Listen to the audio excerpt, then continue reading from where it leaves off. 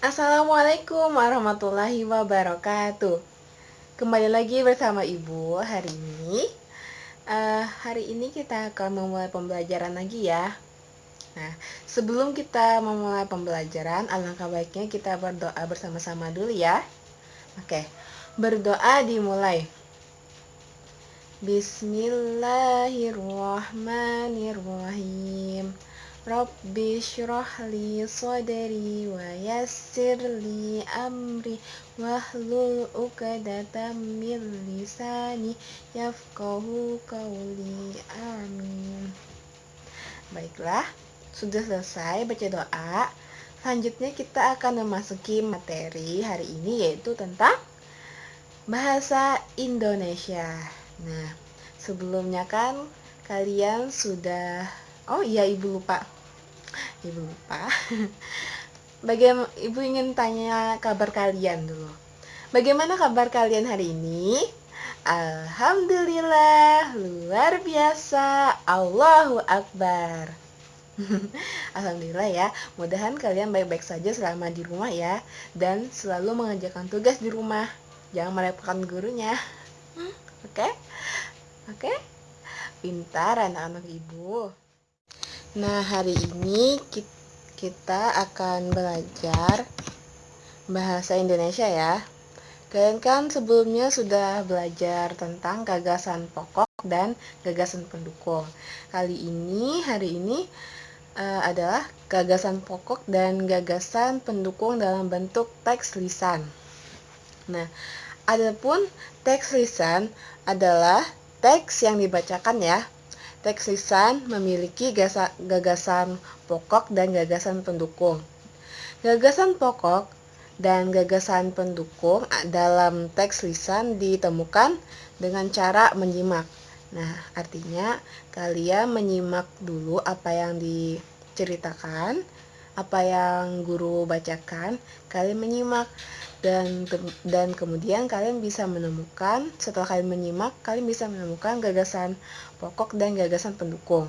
Nah, menyimak artinya kalian kan mendengarkan tadi dengan seksama, dengan apa diperhatikan gitu gurunya membacakan, sehingga hal yang kalian dengar tadi tuh bisa kalian temu. Sebelumnya kalian masih ingat kan apa itu gagasan pokok dan gagasan pendukung?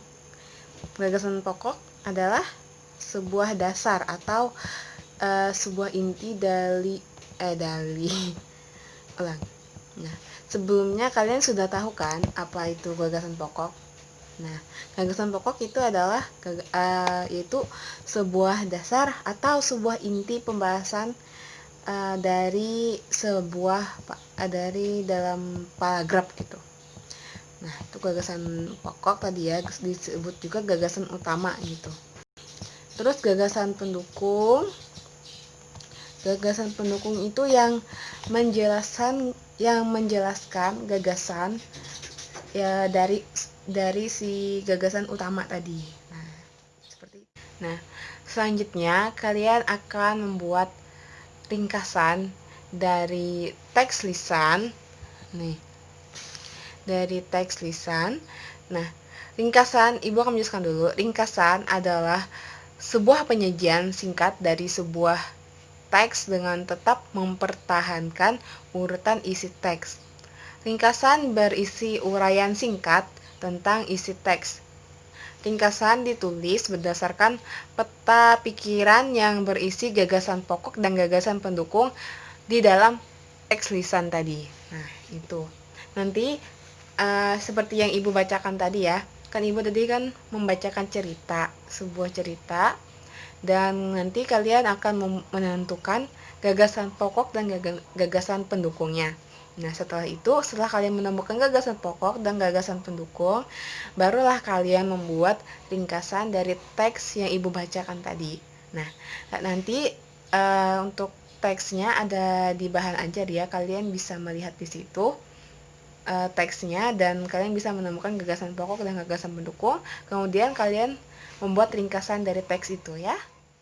Gue akan memberikan satu contoh tentang gagasan atau sebuah kisah, sebuah cerita gitu ya. Nah, dalam bentuk paragraf gini. Ibu akan bacakan, kalian simak ya, karena ini adalah salah satu contohnya.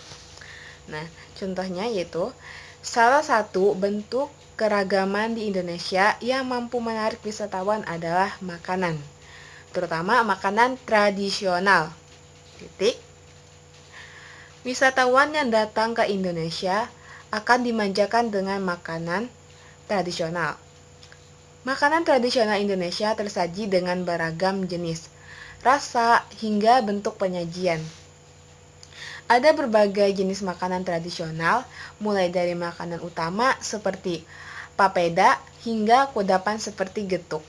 Nah, adapun untuk kalimat yang menjadi gagasan utamanya itu adalah yang di awal-awal tadi itu. Nah, yang salah satu bentuk keragaman di Indonesia yang mampu menarik wisatawan adalah makanan, terutama makanan tradisional. Nah, itu adalah gagasan utama ataupun inti dari pembahasannya itu gitu. Nah, kemudian kalimat penjelas dari kalimat utama tadi, gagasan utama tadi adalah wisatawan yang datang ke Indonesia akan dimanjakan dengan makanan tradisional. Itu gagasan pendukung. Makanan tradisional khas daerah dapat memanjakan wisatawan. 1. Yang kedua, makanan tradisional memiliki beragam jenis, rasa, dan penyajian. Yang ketiga, jenis makanan tradisional berupa makanan utama hingga kudapan. Nah, itu adalah kalimat pendukung ataupun gagasan pendukung yang menjelaskan isi dari kalimat utama tadi. Nah, itu cukup saja dari Ibu hari ini tentang pelajaran kita bahasa Indonesia. Ibu cukupkan dulu sampai di sini ya. Oh ya, kita jangan lupa berdoa dulu sebelum menutup pembelajaran. Ya, berdoa masing-masing ya. Oke. Ibu mohon maaf jika banyak salah kata. Ibu akhiri. Wassalamualaikum warahmatullahi wabarakatuh.